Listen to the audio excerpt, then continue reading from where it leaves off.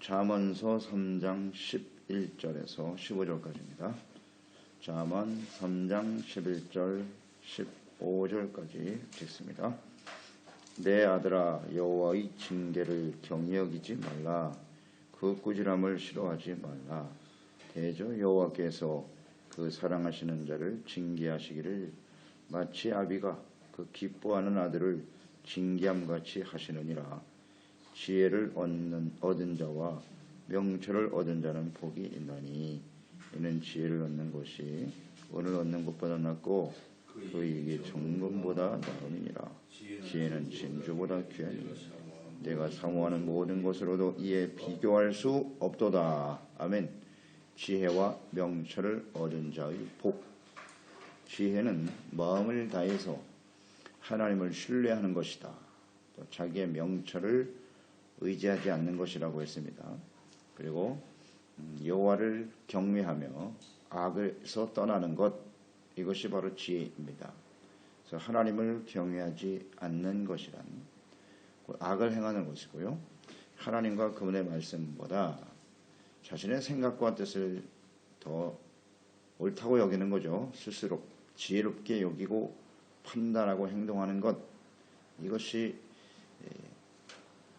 지혜가 없는 자의 모습이고, 그것이 바로 죄인의 모습이다 하는 것을 말씀을 통해서 깨닫게 되죠. 그래서 지혜롭게 하나님을 바르게 경외하고 살면 그 이전 선행절에서 말씀하신 것처럼 내 몸에 양약이 된다 그랬어요. 골수로 윤택하게 된다. 건강의 복을 얻게 된다. 그렇습니다. 우리가 살아가면서 끊임없이 스트레스 받고 갈등하고 힘들게 되어지는 원인 중에 하나가 하나님의 뜻을 따르지 않기 때문이에요. 자신의 생각과 뜻을 앞세우고 자신이 옳다고 판단하고 결정하고 행동하기 때문에 계속 스트레스가 가중되는 것이고요. 그래 살면서 경험되어지는 거 아니겠습니까? 모든 일이 내 생각과 뜻대로 되지 않아요. 그렇기 때문에 그것이 우리에게 큰 갈등이 되고 스트레스가 돼서 그게 질병으로 이어지는 경우가 많죠. 그러니까 모든 것을 하나님께 인정하고 모든 일에 하나님을 인정하고 하나님의 뜻을 받아들이고 그 주님의 뜻을 순종하는 자에게는 반드시 그 마음속에 평안이 주어지게 돼 있어요. 그래서 우리가 늘 묵상하면서 깨닫는 바지만 마음속에 평안이 있느냐 없느냐 매우 중요한 문제입니다. 이것은 상황이 아니라 하나님과의 나와의 관계에서 되어지는 것임을 잘 생각해야 합니다. 지혜로운 사람의 마음속에는 언제나 평안이 있고 하나님께 대한 절대적인 신뢰와 의지가 있기 때문에 확신을 가지고 인생을 살아가게 되는 것이죠. 이런 것들이 건강한 모습으로 이어지게 되는 것이다. 그리고 하나님을 공경하게 되고 재물보다는 하나님을 공경하는 것을 우선하는 것이 이게 바로 지혜인데, 그리하면 창고가 가득히 차고 포도주 틀에 새 포도주가 넘쳐나게 된다. 그렇습니다. 하나님의 말씀대로 순종을 따르는 삶에는 건강뿐만 아니라 우리의 삶에 필요한 모든 것을 하나님이 채우시는 은혜를 누리게 되는 것이지요. 이어서 11절 12절 말씀에 보면 지혜라고 하는 것은 하나님을 경외하는 자에게 징계가 다가오는데 이 징계를 경히 여기지 않는다는 거예요. 꾸지람을 받을 때, 책망을 받을 때 그 꾸지람과 책망을 싫어하지 않는 것, 이게 지혜라는 것입니다. 지혜. 그러니까 우리 인생에는 반드시 역경이 다가오죠. 시련과 고난, 환난을 만날 때 이것을 하나님의 징계로 여기는 것이 바로 지혜입니다. 그러니까 징계와 책망은 굉장히 아프고 고통스럽죠. 이것을 하나님의 징계로 여기는 것, 이것이 매우 중요한데요. 우리는 이런 상황을 만날 때, 역경과 시련과 고난을 만날 때 어떻게 대처하고 있는가 잘 생각해 보세요. 자신과는 아무 상관이 없는 그저 우연히 발생하는 일이라고 여기거나 오히려 이것 때문에 분노가 일어나기도 하고 시험에 들기도 하죠. 내가 그렇게 하나님을 열심히 잘 섬겼는데 나에게 다가오는 결과가 이것입니까? 하나님께 대해 의심하거나 혹은 분노가 일어나거나, 이것은 지혜롭지 못한 행동이죠. 이 모든 상황 속에서 운이 없다고 생각한다거나 우리 하나님의 자녀들에겐 결코 그런 생각을 해서는 안 되죠. 운이라고 하는 단어는 없어요. 우리 삶에 일어나는 모든 것에는 하나님의 뜻이 있다. 그 6절, 3장 6절에 말씀하셨듯이 지혜라고 하는 것은 범사에 하나님을 인정하는 것이라 그랬잖아요. 그러니까 우리 삶에 다가오는 시련과 연단도 이것이 하나님의 징계고 책망이다. 이렇게 받아들여야죠. 하나님을 겸손히 받아들이게 될 때 그것이 지혜로운 사람의 모습이라는 거죠. 잘 한번 묵상을 해보세요. 이런 시련과 어려움이 있을 때는 어떻게 반응하고 있는가. 이걸 가볍게 여기지 말라는 것이거든요. 이게 하나님의 채찍이다, 징계다라고 여길 때 그러면 내가 이 상황에서 무엇을 어떻게 해야 하지? 내가 바로잡아야 할 것은 뭐지? 라는 것을 깊이 생각해야죠. 무겁게 받아들일 줄 알아야 되죠. 근데 이것을 가볍게 여기고 책망과 꾸지람을 싫어한다. 이런 사람은 우매한 자입니다. 또 하나님은요, 그 사랑하는 자녀들을 결코 그냥 내버려 두시지 않잖아요. 우리가 잘 경험되어진 바죠. 깨닫고 바로잡을 때까지 계속 하십니다. 계속. 그러니까 지혜로운 자는 빨리 깨닫고 돌이키는 거죠. 이것이 이제 필요한 것이죠. 그래서 하나님의 자녀들이 이렇게 징계와 꾸지람을 받아야 될 이유는 무엇입니까? 반대로 하나님께서 사랑하는 자녀들을 징계하시고 책망하시는 이유는 무엇일까요? 가장 중요한 것은 우리가 완전하지 못하다는 거죠. 우리가 예수 그리스도를 믿고 구원받아 의롭다함을 얻고 자녀가 되었습니다만은 그것은 하나의 시작일 뿐이고요. 이제 갓 태어난 것이잖아요. 끊임없이 영적으로 성숙해 가야 하기 때문에 우리는 완전하지 못해요. 이 세상에 살면서 끊임없이 세상의 지혜와 인간적인 교만과 판단으로 인해서 하나님의 뜻보다는 자신의 생각을 앞세우며 살아갈 수밖에 없어요. 그것을 인정할 줄 알라는 겁니다. 우리는 온전하지 못하다. 그 다음 하나님께서 그 자녀들을 사랑하시기 때문이다 그랬어요. 온전하지 못한 자녀들을 사랑하시기 때문에 징계와 꾸지람이 내려올 수밖에 없는 것입니다. 이것은 부모가 자녀를 사랑하고 기뻐하기 때문에 징계와 책망을 통해서 온전하게 하는 것과 같다. 사랑하는 자식이니까 징계하는 거죠. 너무나 당연한 것인데요. 이것은 이제 하나님께서 이미 율법을 주실 때부터 특히 이제 가나안 땅 들어가기 직전에 신명기를 통해서 교훈하신 말씀이 그대로 이어져 내려가는 거죠. 하나님의 백성들이 왜 가나안 땅에 들어가기 전에 광야를 지나야만 했던가? 광야에서의 너희들의 행동이 어떠한지, 하나님의 뜻이 무엇인지를 잘 생각하라 그랬죠. 그것이 신명기 8장입니다. 8장. 40년 동안 광야를 지나게 하신 뜻이 뭐냐? 사람이 떡으로만 사는 게 아니라 여호와 입으로 나오는 말씀으로 사는 것이다. 이것을 가르치시면서 8장 4절로 6절에 보면 이 40년 동안에 내 의복이 헤어지지 아니하였고 내 발이 부르트지 아니하였느니라. 너는 사람이 그 아들을 징계함 같이 내 하나님 여호와께서 너를 징계하시는 줄 마음에 생각하고 내 하나님 여호와의 명령을 지켜 그 길을 따라가며 그를 경외할지니라. 이 하나님의 뜻이에요. 너는 하나님의 백성이잖아요. 택함 받은 하나님의 백성들이 광야를 지나면서 시련과 어려움을 당하게 될 때 이것이 이제 하나님의 징계다. 그 아들을 징계한 것 같이 하나님 여호와께서 너를 징계하시는 것이다. 그렇게 여기고 해야 할 일은 뭐냐? 주님의 말씀을 잘 듣고 명령을 순종하고 그 길을 따라가라는 거죠. 징계와 꾸지람을 주시는, 책망을 주시는 하나님의 뜻입니다. 이건 뭐 변하지 않아요. 신명기서부터 시작된 하나님의 뜻이 계속 이스라엘 하나님의 백성들의 역사 속에 흘러가는 거죠. 하나님의 뜻은 진리거든요.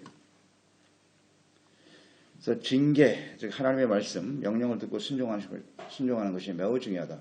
그래서 이 사도 바울도 이걸 깨달았지 않습니까? 디모데후서 3장 16절 17절에 모든 성경은 하나님의 감동으로 된 것이다. 교훈, 책망, 바르게 함과 의로 교육하기 유익한데 이 성경 말씀을 통해서, 즉 책망의 말씀을 통해서 이는 하나님의 사람으로 온전하게 하며 모든 선한 일을 행할 능력을 갖추게 하기 위해서 성경은 기록된 것이다. 그 성경의 가장 기초는 바로 율법, 모세오경, 모세오경에 잘 나타나 있는 것이고요.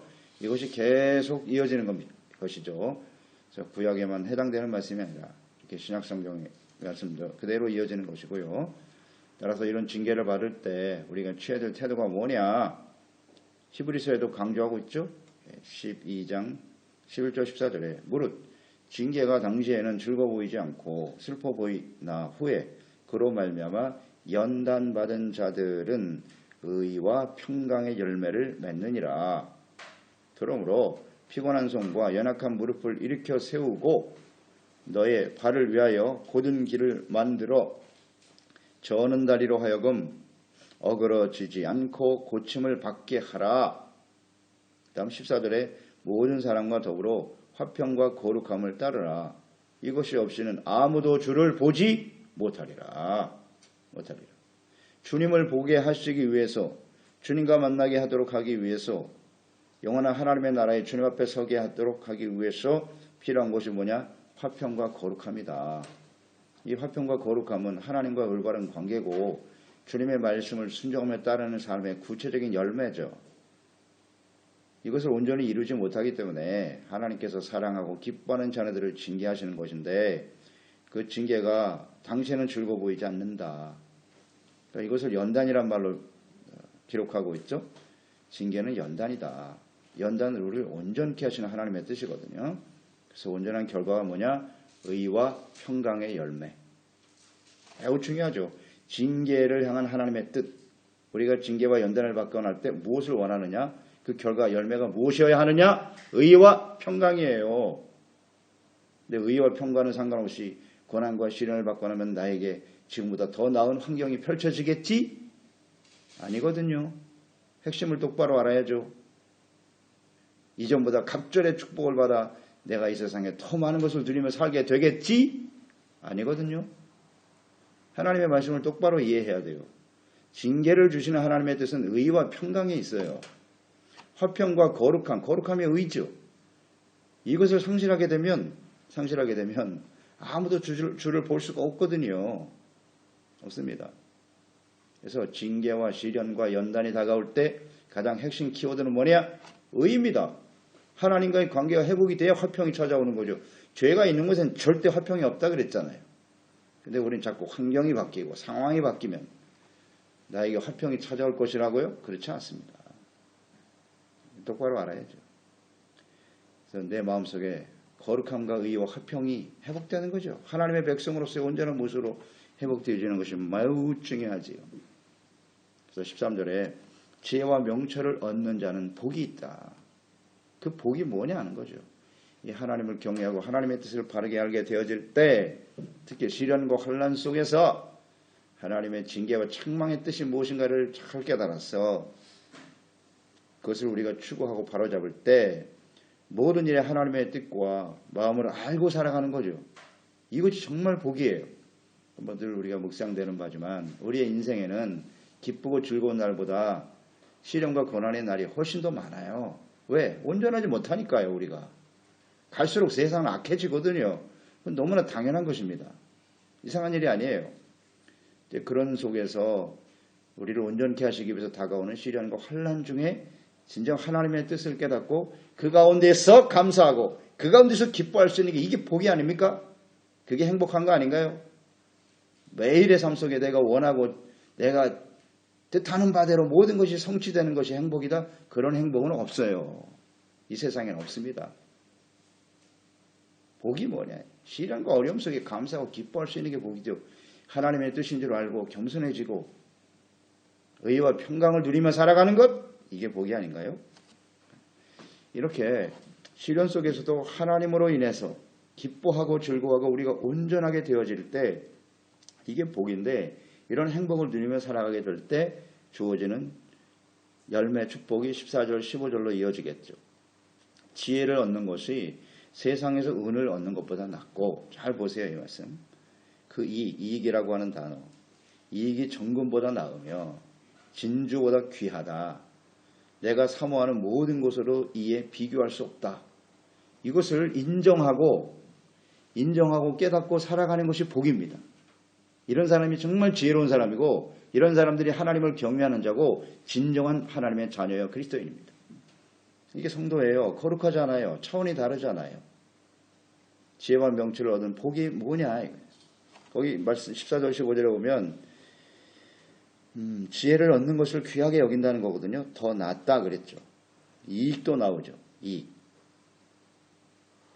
또 귀하다라는 말도 나오죠. 가치. 그 다음 이익. 또 내가 사모하는 모든 것 이렇게 나와 있지 않습니까? 그러니까 사람들이 가장 존귀하게 여기고 가치 있게 여기고 얻기를 사모하는 것은 과연 무엇일까요? 자, 나는 인생에 있어서 일반 사람들은 이렇겠죠.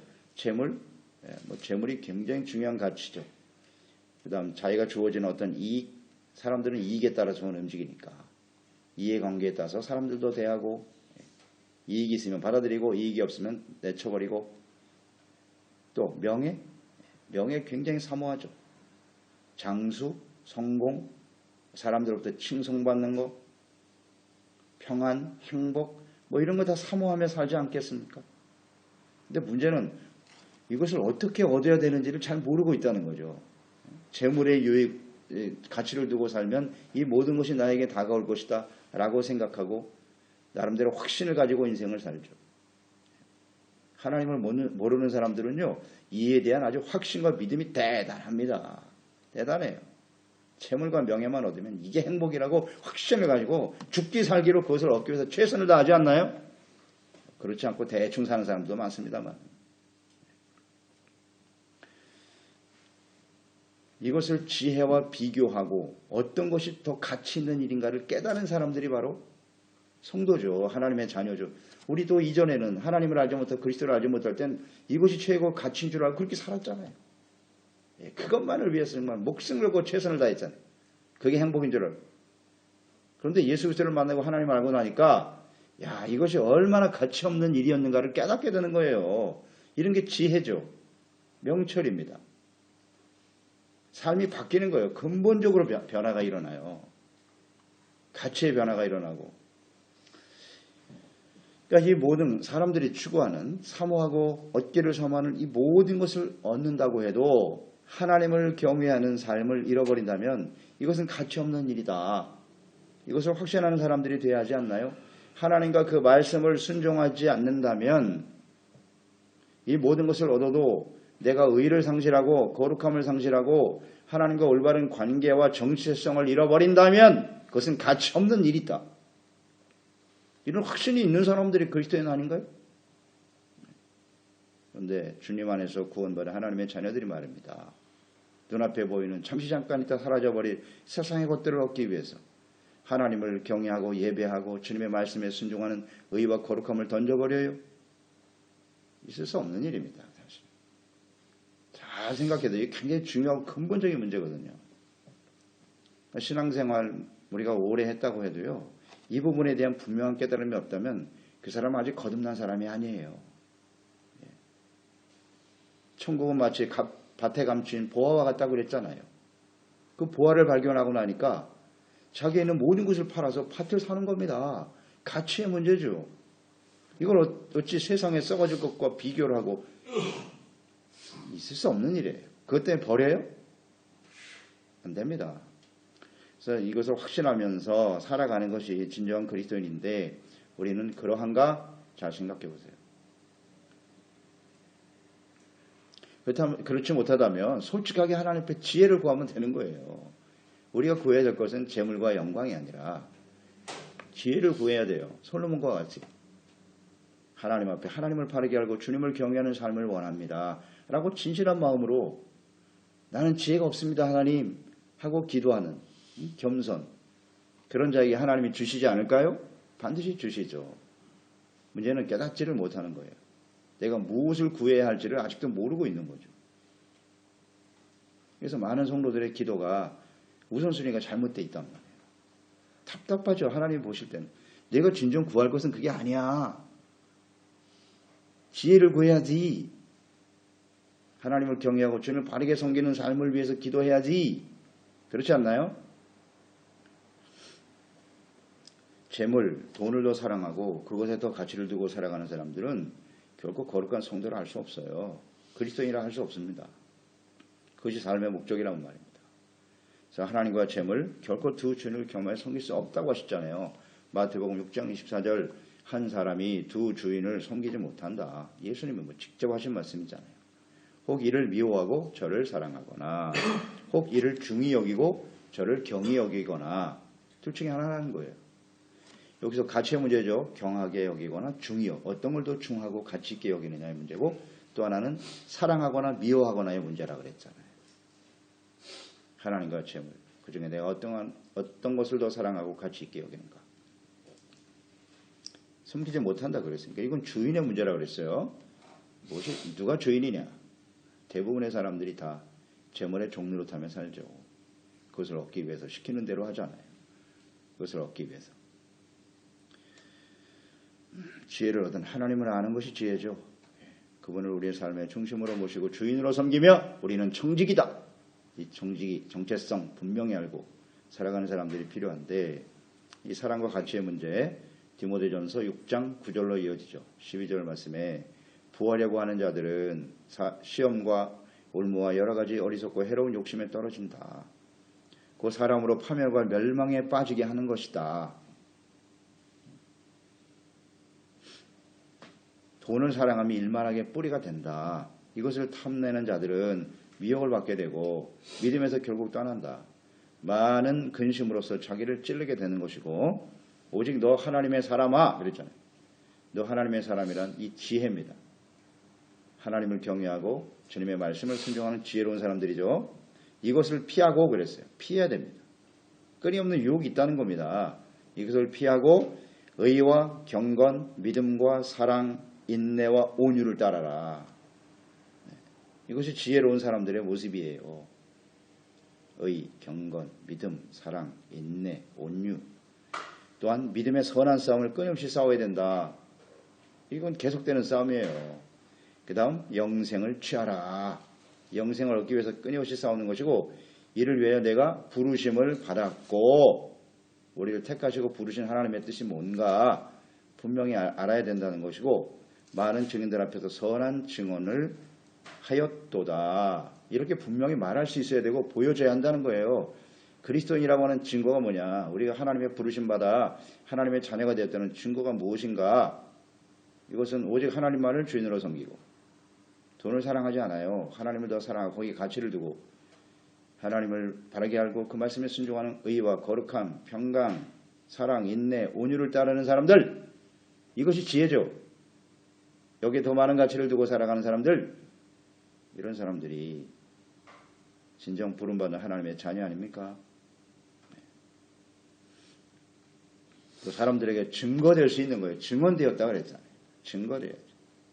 간단한 문제예요. 이 사람이 지혜로운 사람이냐 오면 어리석은 사람이냐 둘 중에 하나인데 지혜란 하나님을 알고 경외하고 그 보내신 자 예수 그리스도를 아는 것이 명철이라 그랬잖아요.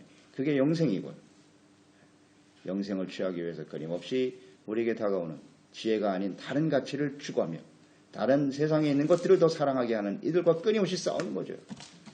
싸워서 우리가 이겨야 돼요. 승리하는 자가 바로 지혜로운 자죠. 이기기 위해서는 사랑과 가치의 문제가 매우 중요해요. 간단해요. 내가 무엇을 더 사랑하지? 어디에 더 가치를 두고 살지? 이 사랑과 가치의 문제가 이게 정체성이죠. 내가 누구냐예요. 나는 무엇을 더 사랑하고 무엇을 더 가치 있게 여기느냐의 문제. 이것 때문에 혼란스럽게 살아가는 거. 그거 끊임없이 싸우는 거예요. 그래서 예수님 마태복음 6장 33절에 이 세상에 무엇을 먹을까 입을까 마실까 염려하는 것은 이방인 아니냐? 그건 지혜 없는 어리석은 자들이 행하는 일이지. 하나님 없는 사람들이야. 너희는 예수 그리스도를 믿고 구원받아 하나님 알고 경외하고 지혜를 얻은 자들은 하나님의 나라와 그의 의를 먼저 구하는 거죠. 가치의 문제. 뭐 흔들림이 없어요. 이게 지혜로운 사람이에요. 그렇습니다. 지혜를 얻은 사람은 어떤 모습이 이게 진짜 복이죠. 이것을 복으로 여기고 감사하며 살아갈 때 하나님께서 우리의 삶에 필요한 모든 것을 더해 주시겠죠. 하나님과의 관계가 바르게 세워지는 것이 매우 중요해요. 지혜를 얻기 위해서 최선을 다해야 되는 거예요. 그래서 오늘도 주님께서 우리에게 물으시겠죠. 너 날마다 새벽을 깨우며 하나님 앞에 기도하는데 내가 너에게 뭐 해줬으면 좋겠냐? 물으실 거 아니에요. 그럴 때 우리의 첫 번째 대답이 뭐냐? 하나님이여 지혜를 주시옵소서. 지혜 영신 성령으로 충만하게 하시고 하나님의 말씀과 뜻을 잘 깨달아 의와 거룩함으로 하나님의 거룩한 성도로서 그리스도인으로 살아가게 하소서. 이게 언제나 1번이에요. 흔들리지 않고 이 험한 세상 속에서, 세대 속에서 우리가 이 선한 싸움을 싸우고 영생을 취하는 저희들이 되기를 원합니다. 그래서 우리의 삶을 통하여 이것이 빛과 소금이 되어 어둠 속에 살아가는 저들에게 그리스도를 증거하는 삶이 되게 하소서. 이게 기도죠. 이런 기도를 드릴 때 하나님께서 우리 삶에 필요한 모든 것을 더하여 주실 것입니다. 기도하겠습니다. 하나님 아버지, 오늘도 주님의 말씀을 대하면서 특히 잠언서 말씀, 너무나 소중한 지혜의 말씀이죠. 세상에 많은 사람이 살지만 지혜를 얻은 자와 우매한 자가 있는 것이에요. 지혜란 하나님과 주님의 말씀과 또 보내신 자 예수 그리스도를 통해서 이루신 하나님의 구원의 복음을 믿고 또 주님과 올바른 관계 속에서 의롭다함을 얻고 또 주님이 주시는 화평과 참된 기쁨과 평안을 누리다가 영생을 얻게 되는 것, 이게 지혜 아니겠습니까? 우리 사람들은 완전하지 못합니다. 구원받은 하나님의 자녀, 의롭다함을 얻어 저희들이 믿지만 여전히 우리는 불완전하죠. 그렇기 때문에 하나님께서 징계와 책망을 통해서 우리를 바로잡아 주십니다. 이것을 가볍게 여기지 아니하고 하나님 말씀 앞에서 다가오는 시련과 어려움, 이것이 우리를 연단하시는 것임을 깨닫고 겸손히 우리의 죄를 버리고 악을 버리고 하나님을 경외하는 저희들이 되도록 하는 것, 그래서 의와 평강의 열매를 얻고 의와 거룩함으로 하나님과의 올바른 관계 속에서 이제 하나님을 영화롭게 하고 빛과 소금으로 살아가는 것이 지혜가 아니겠습니까? 오늘 우리 현실 속에 다가와 있는 많은 시련과 어려움 속에서 우리는 어떤 생각을 하며 살아가는가, 무엇을 더 사랑하며 어디에 더 가치를 두고 살아가는가 분명히 깨닫게 하시고요. 하나님과 그리스도를 얻는 것이 가장 소중한 것입니다. 지혜는 금은보다 진주보다 우리가 세상에서 얻으려고 사모하는 모든 것보다 더 가치 있고 소중한 것임을 확신하면서 주님을 바르게 섬기며 나아갈 수 있도록 늘 지혜의 영이신 성령께서 우리의 마음과 생각을 사로잡아 주시고 인도하여 주시옵소서. 예수님의 이름으로 기도드리옵나이다. 아멘. 잠언서 3장